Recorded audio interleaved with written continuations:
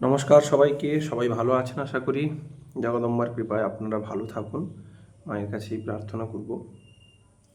আজকে মায়ের একটু পূজা হয়েছে, সাজসজ্জা হয়েছে, সেইটি আপনাদের দর্শন করাচ্ছি।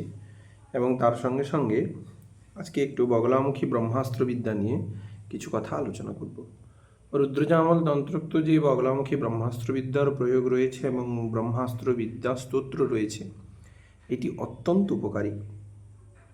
এই ব্রহ্মাস্ত্রবিদ্যা স্তোত্রের ভিতরেই বলা হয়েছে যে দেবী বগলামুখীর আরাধনায় কিংবা ব্রহ্মাস্ত্রবিদ্যার প্রয়োগে কি কি হতে পারে।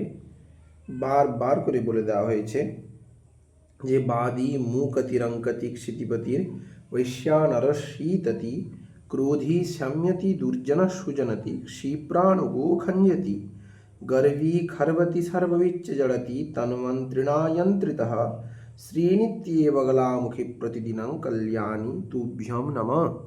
অর্থাৎ তিনি কথা বলতে পারেন না, তিনি মায়ের কৃপায় কথা বলেন এই ব্রহ্মাস্ত্র বিদ্যার প্রয়োগে। রিপুগণ অর্থাৎ শত্রুগণ পরাজয় স্বীকার করেন। এইটা বিভিন্নভাবে বলা যায়। কারো একটা কোনো মামলা চলছে, তিনি হয়তো সৎ পথে আছেন, কিন্তু দেখা যাচ্ছে অনেক কুচক্র করে তাকে হারানোর চেষ্টা করা হচ্ছে। সেক্ষেত্রে মা দয়া করেন, কৃপা করেন।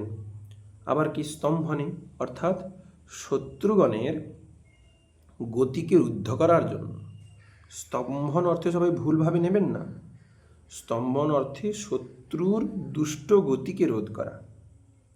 অনেকে ভাবেন যে বগলামুখী মানেই মারণ, স্তম্ভন ইত্যাদি।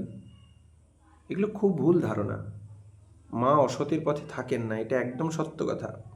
সদাশিব এইসবের ব্যবস্থা করেছেন কেন জানেন? কারণ যাতে পথভ্রষ্ট করানো যায় সাধকদের। তাই সবথেকে বড় কথা এটা যে আমাদের প্রথমে বুঝতে হবে যে আমরা মাকে আরাধনা করব মুক্তির জন্য প্রথম। তার সঙ্গে সঙ্গে পার্থিব বস্তু হয়তো কামনা করতে পারি, যদিও করা ঠিক নয়। সেক্ষেত্রে শাস্ত্র বলেই দিয়েছেন যে সৎ উপায় তাকে প্রার্থনা করতে হবে, তার পূজা করতে হবে, তার প্রয়োগ করতে হবে, তবে গিয়ে ফল পাওয়া যাবে। না হলে অযথা। এই ব্রহ্মাস্ত্র বিদ্যার প্রথমে দেবীর একটি ধ্যান বর্ণনা আছে। খুব সুন্দরভাবে এই ধ্যান বর্ণনাটি বলা হয়েছে। সুদাব্ধি মধ্যে সুদাব্ধির মণিমণ্ডপূরত্নবেদী সিংহাসনোপরিগতাং পরিপীতবর্ণাং পীতাম্বরাভরণমাল্যবিভূষিতাঙ্গী দেবীং স্মরামি ধিতুमुद्गरवैरिजिह्वां जिह्वाग्रमादाय करेण देवीं वामेन शत्रुं परिपीडयन्तीं गदाविघातेन च दक्षिणेन पीताम्बराढ्यां दिवजं नमामि। त्रिशूलधारिणीम् अम्ब्यां सर्वसौभाग्यदायिनी সর্বাভরণসৌভাগ্যম দেবীম ধত্বম প্রপূজয়েৎ। এই ধ্যানটি সর্বত্রই প্রচলিত। মধ্যে সুদাব্ধির মণ্ডপো রত্নবেদী। মা কেমন না, মধ্যে সুদাব্ধির অর্থাৎ সুদাবধির মধ্যে একটি মণিমণ্ডপ আছে। সেই মণিমণ্ডপের উপরে একটি রত্নবেদী অবস্থান করছে। রত্নবেদী সিংহাসনোপরিগতাং পরিপীতবর্ণাম। সেই রত্ন সিংহাসনের উপরে পীতবর্ণা দেবী। তিনি কেমন? তিনি পীত বস্ত্র পরিধান করেছেন এবং মাল্য বিভূষিতাঙ্গী, মালা ধারণ করেছেন। সেই দেবী কেমন না, স্মরামি ধিতুमुद्गरवैरिजिह्वां। তিনি দুই হাতে দুইটি জিনিস ধারণ করেছেন। একটি হস্তে অর্থাৎ দক্ষিণ হস্তে উদ্গর ধারণ করেছেন, অর্থাৎ বাংলা কথায় মুগুর যাকে বলে।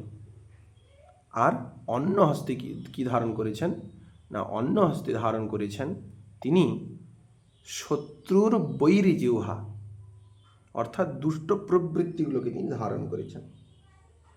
এবং কি করছেন না, গদাবিঘাতেন চ দক্ষিণেন। তিনি এই মুদ্গরটাকে গদার সঙ্গে তুলনা করা হয়েছে।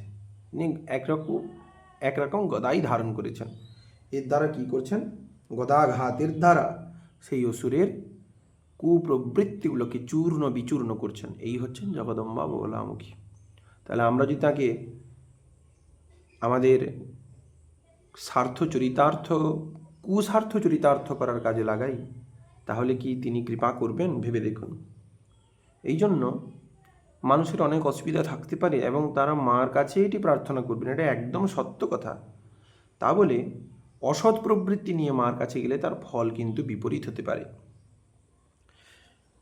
কারো এরকম দুর্জয় শত্রু আছে যারা তার ক্ষতি করবার চেষ্টা করছে, সেক্ষেত্রে মায়ের শরণাপন্ন হলে তিনি রক্ষা করেন।